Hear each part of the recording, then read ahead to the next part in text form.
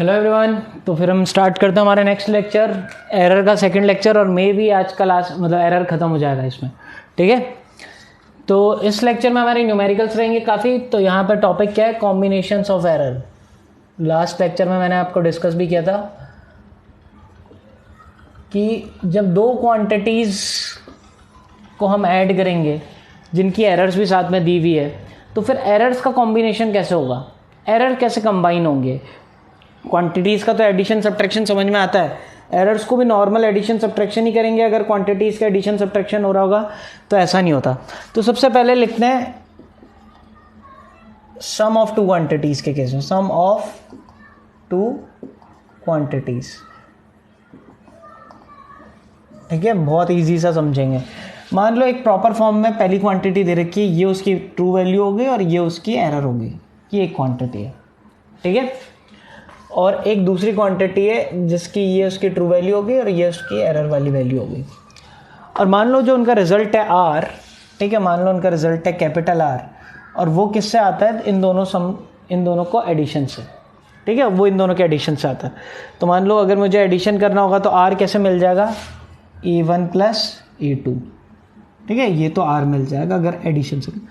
But क्या जो are आएगा उसमें कुछ एरर्स भी होंगी, तो हाँ उसमें कुछ एरर्स होंगी।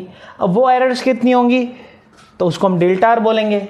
और डेल्टा आर कैसे मिलेगा, डेल्टा आर मिलेगा जो आपका डेल्टा A1 आया था प्लस डेल्टा A2। एरर्स को भी ऐड कर लो। ठीक है, डायरेक्टली मैं फॉर्मूलेस बता रहा हूँ, थ्योरेटिकली नहीं चलेंगे, हम फाइनली सॉल्व करेंगे। तो ये आ गया। यानी अगर मैं प्रॉपर फॉर्म में आर को लिखूँ, ये प्रॉपर फॉर्म में फर्स्ट क्वांटिटी थी, ये प्रॉपर फॉर्म में सेकंड क्वांटिटी थी, प्लस माइनस, सॉरी ये प्लस माइनस भी लगेगा यहाँ पर। ठीक है, दोनों प्रॉपर फॉर्म में थी। जब इस क्वांटिटी को प्रॉपर फॉर्म में लिखूंगा तो ये प्रॉपर फॉर्म क्या होगी, R plus minus delta R होगी इसकी प्रॉपर फॉर्म। अब आर क्या है, आर तो आपके पास आ गई A1 प्लस A2, और डेल्टा आर क्या है, डेल्टा आर है delta A1 plus delta A2। ठीक है, याद रखें। और मैं इधर डायरेक्टली लिख रहा हूँ, चलिए ये उतार लें, जल्दी से उतार लें इसको, फिर मैं मिटाता हूँ इसको। ठीक है, उतार लिया होगा मेरे ख्याल से। ठीक है, सेकंड है हमारा difference of two quantities. Difference of two quantities, चलिए सेम, ये दो टर्म्स हैं A1, ये फर्स्ट टर्म है प्रॉपर फॉर्म में A2। और मान लो इनका रिजल्ट जो है वो एक टर्म को दूसरे टर्म से माइनस करने से आता है। मान लेते हैं इसमें से इसको माइनस करने से आता है रिजल्ट। तो जो रिजल्ट निकालेंगे, सिंपल जो वैल्यूज़ है उनको माइनस कर दो, कोई दिक्कत नहीं है, आपके पास ये टर्म आ जाएगी। बट जो रिजल्ट आएगा इसकी भी कुछ एरर होगी, और उसकी एरर कितनी होगी, बहुत ही सिंपल, उसकी एरर को भी हम A1 प्लस A2 कर देंगे। किन को ऐड करेंगे, एरर्स को। ठीक है, delta A1 plus delta A2, दोनों एरर्स जो इसकी और इसकी आई इसको ऐड कर दो। ऐड ही करेंगे, सब्ट्रैक्ट नहीं करेंगे। ठीक है, ये मैक्सिमम एरर है, इससे ज़्यादा एरर्स नहीं मिलेंगी उसमें। तो फाइनली जो रिजल्ट, इसको प्रॉपर फॉर्म में लिखेंगे तो ये खुद आएगा, और प्लस माइनस है इसके साथ इसकी एरर आएगी। खुद आया तो कितना आएगा, A1 माइनस A2, और प्लस माइनस इसकी जो दिक्कत, इसकी जो एरर्स है वो कितनी है, delta A1 plus delta A2। तो ध्यान रखें, चाहे एडिशन हो चाहे सब्ट्रैक्शन हो, एरर्स का तो एडिशन ही होगा। ठीक है, रिजल्ट का तो जो आपको एडिशन करना है सब्ट्रैक्शन करना है वो करोगे आप, बट एरर्स के केस में आपको ध्यान रखना है वो ऐसे ही निकालोगे आप। क्लियर, चलिए नेक्स्ट। तो थर्ड है मल्टीप्लिकेशन ऑफ टू क्वांटिटीज।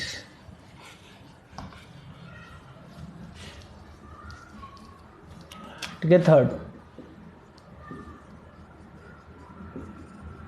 इनके डेरिवेशंस भी कराते हैं स्कूल में, तो वो स्कूल में कराएंगे तो आप देख लेना, कोई इतना इम्पोर्टेंट नहीं है, और मैं उसमें टाइम वेस्ट नहीं करना चाहता, मैं न्यूमेरिकल्स में आपका थोड़ा ज़्यादा टाइम लगाना चाह रहा हूँ। ठीक है, मल्टीप्लिकेशन ऑफ टू क्वांटिटीज़।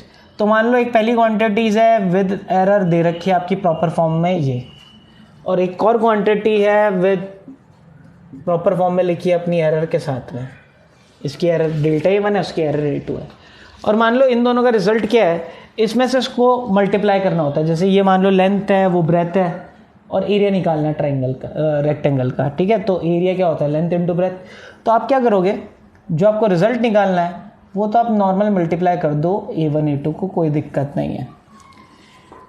अब आप प्रॉपर फॉर्म में लिखोगे तो R प्लस डेल्टा आर लिखोगे, बट वो डेल्टा आर आपको ना तो एडिशन से निकलेगा ना सब्ट्रैक्शन से निकलेगा।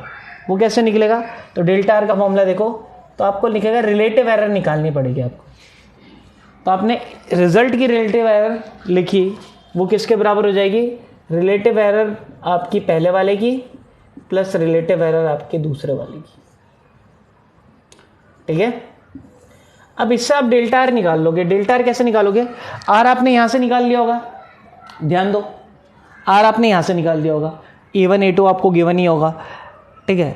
अब डेल्टा आर कैसे निकालोगे, A1 डेल्टा A1 यहां से पुट कर दोगे, A1 यहां से पुट कर दोगे, डेल्टा A2 यहां से पुट कर दोगे, A2 यहां से पुट कर दोगे, और आर जो अभी सॉल्व किया ना, जो आर आप यहां से सॉल्व करोगे इसको यहां पुट कर दोगे, फिर जो भी है इसको आर को मल्टीप्लाई कर दोगे तो डेल्टा आर निकल के आ जाएगा। और डेल्टा आर निकल के आ जाएगा, अगर प्रॉपर फॉर्म में लिखना होगा, ठीक है, तो आप लिख लोगे इसको प्रॉपर फॉर्म में, क्या हो जाएगा, R plus delta R plus minus delta R, ये प्रॉपर फॉर्म हो जाएगी, ठीक है। बट ध्यान रखना, डेल्टा आर निकालोगे कैसे, ना एडिशन से आएगा, ना सब्ट्रैक्शन से आएगा, ना मल्टीप्लिकेशन से आएगा। इस तरीके से पहले ये फॉर्मूला हमारा, इससे सॉल्व करोगे, आर की वैल्यू पुट करोगे, उधर मल्टीप्लाई कर दोगे, आपके पास डेल्टा आर भी आ जाएगा, ठीक है। समझ में आया। डिवीजन में भी यही होता है, डिवीजन में भी, फोर्थ डिवीजन।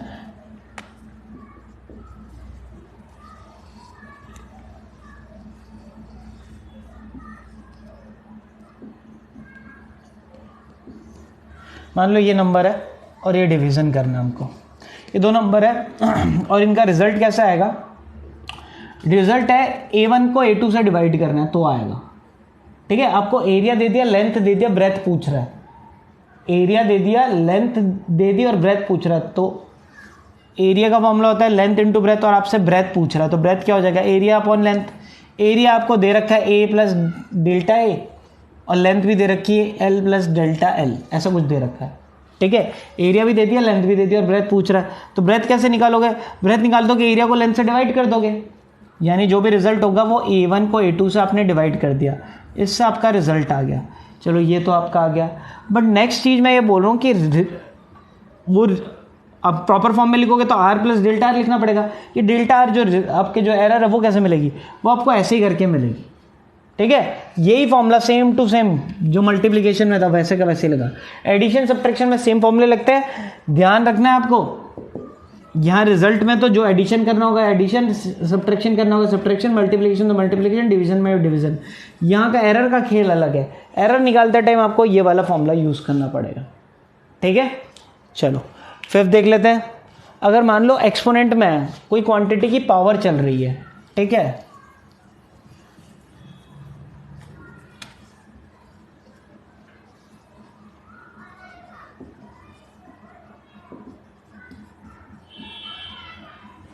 ठीक है, क्वांटिटी है और उसकी कुछ पावर है। मान लो एक दे रखी है टर्म, मतलब बहुत ही सिंपल है, आप बताओ मेरे को, ये दे रखा है कोई भी चीज़ है जिसका फॉर्मूला है जैसे y इक्वल्स टू एक्स की पावर n है, ये दे रखा है मुझे, y निकालना, y मेरा रिजल्ट है, समझ में। और x मेरे को दे रखा है x इक्वल्स टू कुछ भी, कोई वैल्यू x, और उसको प्रॉपर फॉर्म में मेरे को x ऐसा दे रखा है। भाई कोई क्वांटिटी है, ठीक है, जो मुझे दे रखी है ऐसी, और मुझे y निकालना है, और y क्या है, x की पावर n कुछ भी वैल्यू है, ये दे रखा है। अब जैसे एक एग्जांपल लेके करते हैं, एक एग्जांपल, ठीक है। एग्जांपल ये है कि मान लो y equals to x square दे दिया मुझे, ठीक है, और x मुझे दे रखा है, x दे रखा है मुझे 10 प्लस माइनस 2, ये प्रॉपर फॉर्म है। अब मुझे बताओ y कितना होगा, तो आप बोलोगे y तो 100 हो जाएगा, y क्या होगा, y निकाल लोगे आप, y लिख लोगे 10 का स्क्वायर, ये तो आ गया। बट एरर का क्या करोगे, y की जो एरर होगी वो क्या करोगे। अब देखो ये तो वही चीज़ होगी ना जो मल्टीप्लिकेशन में किया, भाई एक्स स्क्वायर क्या है, x इंटू एक्स नहीं है क्या,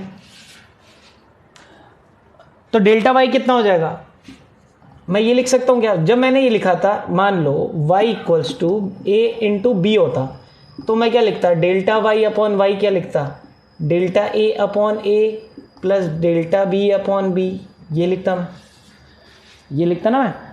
तो अब बताओ a इंटू बी की जगह x ही है, तो मैं इधर भी क्या लिखूँ, ये तो ये भी x है ये भी x है, यहाँ तो दोनों ही x है, तो delta x upon x plus delta x upon x, दो बार ही डेल्टा x अपॉन x लिख दूंगा, और दो बार लिखूंगा तो इसको दो बार ऐड किया तो क्या ये नहीं हो जाएगा 2 डेल्टा x अपॉन x,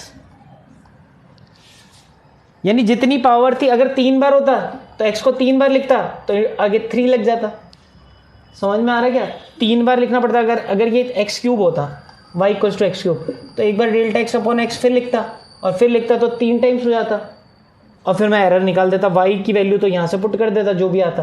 तो यानी जब भी, ये तो एक एग्जांपल से मैंने समझा है, जब भी इस टाइप का हो तो रिजल्ट तो y तो निकाल लोगे आप, डेल्टा y कैसे निकालोगे, तो डेल्टा y जो भी आपकी एरर निकालनी है तो आप लिखवाओगे वही जो मल्टीप्लिकेशन में लगाया था, delta y into Y n times of delta x upon x, ठीक है, n क्यों, उतने टाइम्स मल्टीप्लाई कर दोगे, ठीक है, ये कर दिया आपने।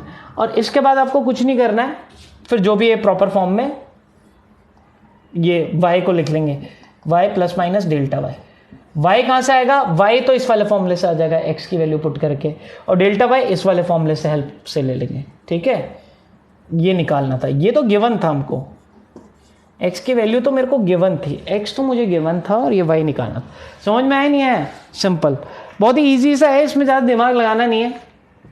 अब इसका जनरल फॉर्म कि मल्टीप्लिकेशन भी हो रहा है और डिवीज़न भी हो रहा है। अब मैं कुछ फॉर्मूले लिख रहा हूँ जनरली जो आपको समझना है, आप खुद बताना मुझे। मान लो मुझे दे रखा है y इक्वल्स टू एक्स की पावर n और z की पावर m, ये दे रखा मुझे, y इक्वल्स टू एक्स की पावर m इंटू z की पावर m, ये दे दिया। अब क्या करूँगा, अब भाई y तो मेरा सिंपल सा निकल, और x और z मुझे प्रॉपर फॉर्म में दे रखा है। x मुझे कैसे दे रखा है, x अपनी एरर के साथ और y भी, z भी अपनी प्रॉपर फॉर्म में, अपनी z प्लस माइनस और अपनी एरर के साथ, ठीक है, ये दो टर्म्स तो अपनी एरर के साथ दे रखे हैं, और मुझे ये टर्म निकालनी है जो x और z से निकलेगा। तो जो भी फॉर्मूला दिया होगा उससे y तो निकाल लोगे, बट एरर कैसे निकालोगे, तो एरर का ध्यान रखना, डेल्टा y अपॉन y किसके बराबर आ जाएगा, तो यहाँ पे लिखेंगे n delta x upon x, भाई अगर इतना सा फॉर्मूला होता तो n आ गया पहुँच जाता, ठीक है, और plus m delta z upon z। ये समझ में आया क्या, नहीं आया तो एक एग्जांपल से समझते हैं, देखो एग्जांपल से समझो ढंग से, ठीक है। मान लो यहाँ पे y इक्वल्स टू मुझे लिखा है एक्स स्क्वायर और y क्यूब लिखा है, ठीक है, ये दिया, तो क्या मैं इसको ये लिख सकता हूँ y equals to X into X into Y into Y into Y, ये लिख, सॉरी ये z लिखो यहाँ पे, ठीक है, z into Z into Z, ये लिख सकता हूँ। अब ये लिख सकता हूँ तो मल्टीप्लिकेशन फॉर्मूला क्या बोलेगा कि डेल्टा वाई अपॉन वाई क्या हो जाएगा, delta x upon x plus delta x upon x plus delta Z upon Z plus delta Z upon Z plus delta Z upon Z, यही तो बोलेगा जो मल्टीप्लिकेशन में सीखा था। भाई जितनी बार मल्टीप्लिकेशन करो उतनी बार ये लिख लेंगे। अब ये कितना हो जाए 2 डेल्टा एक्स अपॉन एक्स, और ये 3 बार है तो 3 डेल्टा जेड अपॉन जेड। तो मुझे समझ में आ गया भाई, ये पावर को आगे ले लो और सिंपल सा ये कर दो, और यही तो मैंने किया कि x की पावर n z की पावर m लिखा हुआ है, तो आपको कुछ नहीं करना, ये कर देना, ठीक है, क्लियर। और अगर ये भी क्लियर हो गया, 6th फॉर्मूला भी, ठीक है, ये एग्जांपल्स है, तो 7th भी क्लियर हो जाना चाहिए जो 7th में लिखने वाला हूँ। मैं मिटा रहा हूँ इसको, चलिए 7th फॉर्मूला, 7th फॉर्मूला मान लो आपको ले रखा है a इक्वल्स टू या y इक्वल्स टू p की पावर a, q की पावर b और r की पावर c। p की पावर a, q की पावर b, r की पावर c। y निकालना होगा तो पुट करके आप y तो निकाल लोगे, बट डेल्टा y कैसे निकालोगे, तो डेल्टा y के लिए तो ये फॉर्मूला, रिलेटिव वाला फॉर्मूला यूज़ करोगे, y अपॉन y, a आगे आ जाएगा delta p upon p, b आगे आ जाएगा डेल्टा q अपॉन q, और प्लस ही लगेगा, सी आगे आ जाएगा डेल्टा आर अपॉन आर। ठीक है, देखो डिवाइड में भी मैंने बताया था ना एडिशन ही होता है, तो वह एडिशन ही करना है। तो ये 7 फॉर्मूलेज हमको याद होने चाहिए। अगर ये आपको ध्यान है, ठीक है, तो आगे के सारे न्यूमेरिकल्स आप सॉल्व कर सकते हैं। ठीक है, तो अब मैं क्वेश्चन लिखने वाला हूँ, कुछ क्वेश्चन प्रैक्टिस करते हैं। तो एक चीज़ मुझे आपको और बतानी थी कि परसेंटेज एरर कैसे निकालेंगे, और मैं फाइनल वाले केस का ही कर देता हूँ कि मान लो अगर वही जो मेरे को दे रखा है कि y इक्वल्स टू पी की पावर a, q की पावर b और r की पावर c दे रखी है, और मुझसे पूछ रहा है y की परसेंटेज एरर कितनी होगी। तो y की परसेंटेज एरर कितनी होगी, delta y upon Y into 100।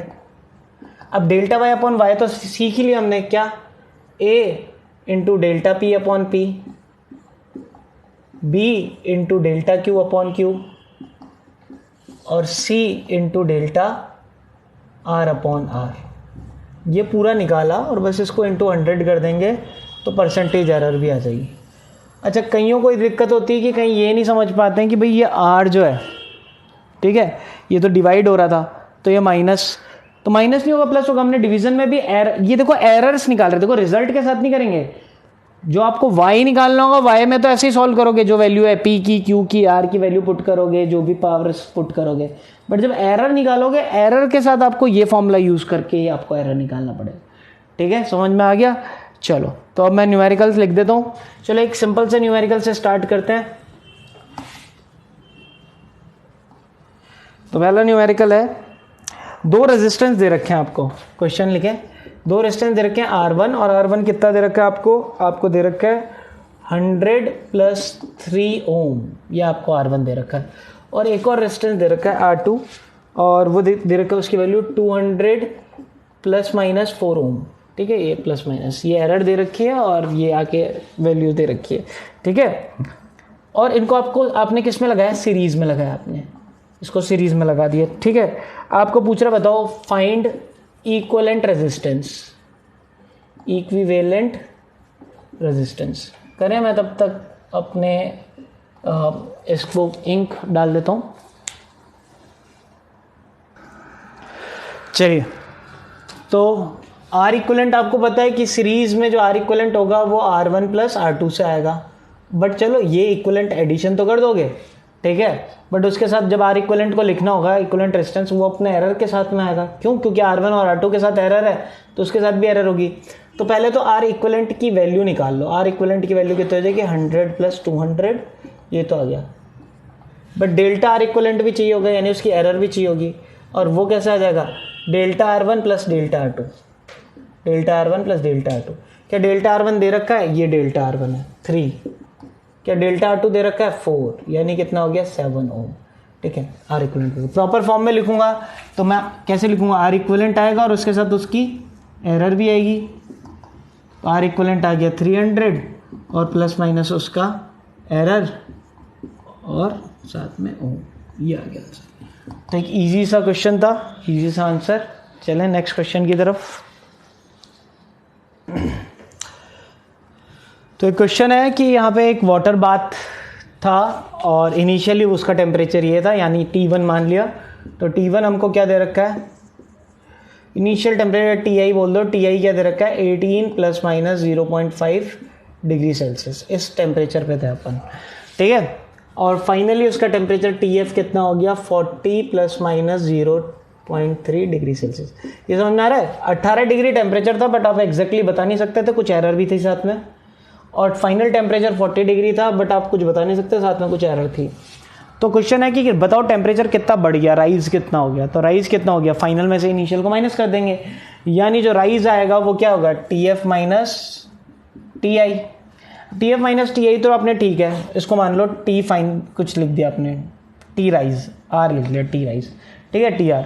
तो ये तो आ गया TR आपका कितना, 40 माइनस 18 यानी 22। बट उसके साथ कुछ एरर भी आएगी, क्योंकि जब इनिशियल और फाइनल टेम्परेचर के साथ एरर थी तो भाई उस राइज में भी टेम्परेचर एरर आएगी। अब वो एरर कितनी होगी, यानी आपको डेल्टा TR भी निकालना होगा। तो डेल्टा TR क्या हो जाएगा भाई, ये क्या है, ये TI का डेल्टा TI, ये है TI। ठीक है, समझ में आ रहा है ना आपको, ये उसकी वैल्यू और प्लस उसकी ये मैंने जो है प्रॉपर फॉर्म में लिखा है, ये T I plus delta T I है प्लस माइनस, और ये क्या है T F plus minus delta T F, ठीक है। ये तो क्या हो जाएगा delta T F plus delta T I, यहाँ पे एडिशन ही होगा, ठीक है। दोनों का एडिशन कितना होगा 0.8 हो जाएगा, ठीक है। ये आ गया 0.8, यानी फाइनली जो टी आर लिखोगे वो आप लिखोगे अब विद उसकी एरर के साथ, तो plus minus delta T R, और टी एफ कितना हो जाएगा, टी आर कितना हो जाएगा, टी आर तो आया 22 और उसकी एरर कितनी आएगी 0.8 और डिग्री सेल्सियस, ठीक है। एरर्स का एडिशन ही होगा, चाहे एडिशन हो चाहे सब्ट्रैक्शन हो, ठीक है। तो यहाँ पे हमको रेजिस्टेंस की वैल्यू निकालनी है।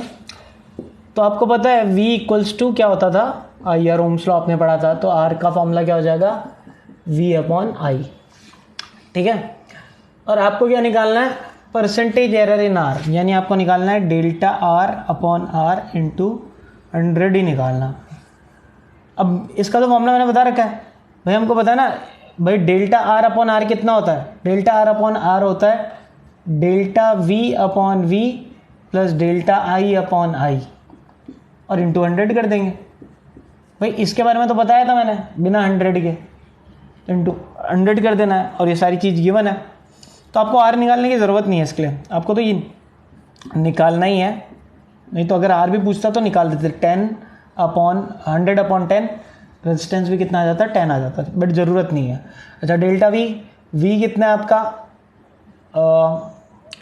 V है आपका डेल्टा V है 5 और V है 100, और मैंने ये 100 भी भेज दिया दोनों की तरफ, और डेल्टा E कितना है, डेल्टा E है 0.2 अपॉन 10 इंटू 100, ठीक है। इससे 100 से 100 घटा, ये हो गया 5, और ये पॉइंट हटा, यहाँ पे एक 0 आया, पूरे 100 से 100 घटा, ये आ गया 2, यानी 7%। तो रेजिस्टेंस का कितना आएगा 7%। तो आप लोगों के सामने मैंने ये 2 क्वेश्चंस दिए हैं, ठीक है। दोनों क्वेश्चंस में डिस्कस कर लेता हूँ और आप जल्दी से उसको सॉल्व करें। देखिए पहला क्वेश्चन क्या है, the error involve in the measurement of a side and mass of a cube is 3% and 4%। यानी हमको क्यूब के बारे में कुछ नॉलेज नहीं दे रखा, बस उसकी साइड और मास के बारे में एरर दे रखा है कि उसकी जो साइड हम नापते हैं तो उसकी साइड में जो एरर है 3% एरर है, क्योंकि उसकी लेंथ ब्रेथ हाइट तीनों बराबर होगी, क्यूब दे रखा है आपको, ठीक है, और उसकी लेंथ ब्रेथ हाइट तीनों बराबर होगी, और उनमें जो एरर है 3% की एरर हो सकती है। और जो उसके मास में कुछ मास भी दे रखा है, उस मास की भी एरर 4% है। तो पूछ रहा है कि बताओ उसकी डेंसिटी में कितनी एरर होगी।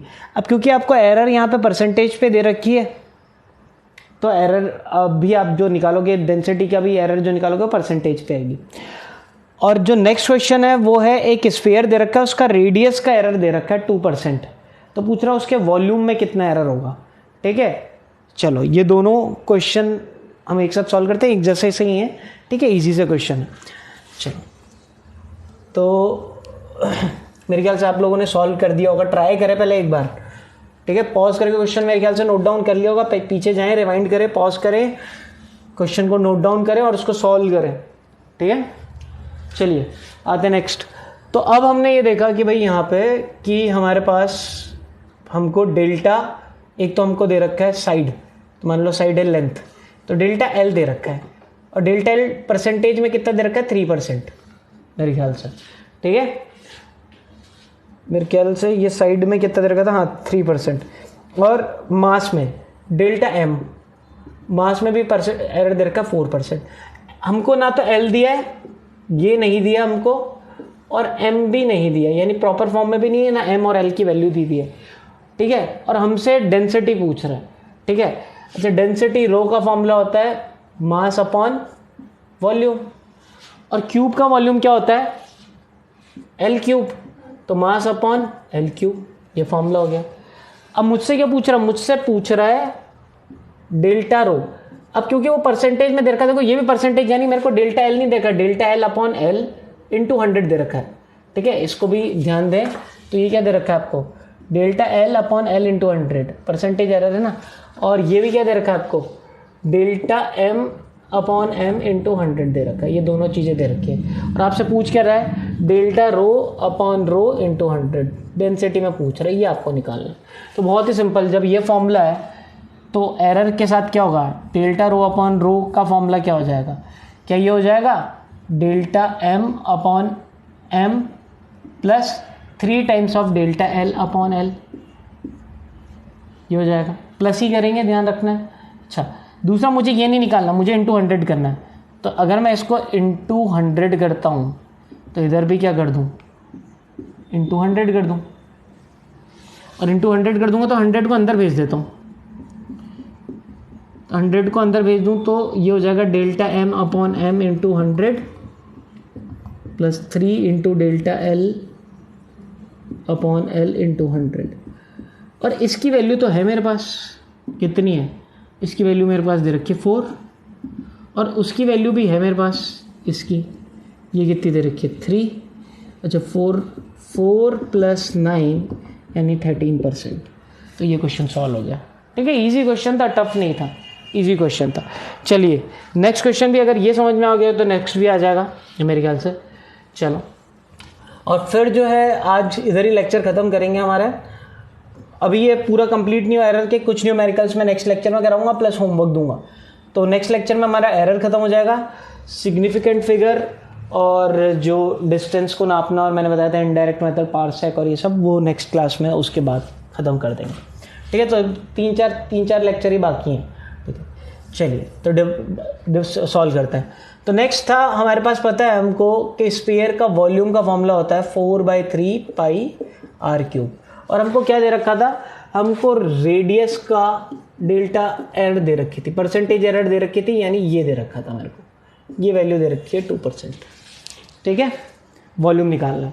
अब देखो ये सारी चीज़ें तो कांस्टेंट है, इनसे कोई फ़र्क नहीं पड़ता। तो delta v upon v into 100 की वैल्यू क्या हो जाएगी, 3 times delta r upon r into 100। बहुत ही लल्लू क्वेश्चन था। और delta r into r upon 100 हमको दे रखा है 2, तो यानी 3 इंटू 2 यानी 6%। तो नेक्स्ट क्वेश्चन भी बड़ा ईजी था, 6%। ठीक है, तो बहुत ही ईजी से क्वेश्चंस हैं, ये आप सॉल्व कर लें। जब वॉल्यूम में एरर आएगी तो 6% की एरर आएगी, क्योंकि अगर रेडियस में 2% की एरर है, क्योंकि वॉल्यूम में रेडियस 3 बार मल्टीप्लाई होता है, 3 बार मल्टीप्लाई होगा तो एडिशन एडिशन एडिशन, और इवन डिवाइड में भी एडिशन ही होगा, बट परसेंटेज के अकॉर्डिंग अपॉन के अकॉर्डिंग लगाएंगे। ठीक है, नेक्स्ट क्लास में हम और क्वेश्चन करेंगे, और अभी इस लेक्चर को यहीं ख़त्म करेंगे, और नेक्स्ट क्लास में एरर पूरा हमारा कंप्लीट हो जाएगा। और इजी सा ही है एरर, आपको टफ भी नहीं लग रहा होगा, और करने में भी थोड़ा इन्जॉयमेंट थोड़ा सा लग रहा होगा कि अच्छे क्वेश्चन, अच्छे कुछ सीखने को मिल रहा है। तो एरर करेंगे और फिर चैप्टर को ख़त्म करेंगे, और फिर सेकंड चैप्टर से आपको जो रियल में जो मज़ा आएगा वो मोशन इन 1 डायमेंशनल से आएगा। ठीक है, मतलब थर्ड चैप्टर बोले उसको। ठीक है, अगर एनसीईआरटी के अकॉर्डिंग थर्ड चैप्टर, और वैसे देखें तो हमारा सही में देखें तो फिजिक्स का फर्स्ट चैप्टर है वो, वहीं से फिजिक्स चालू होती है।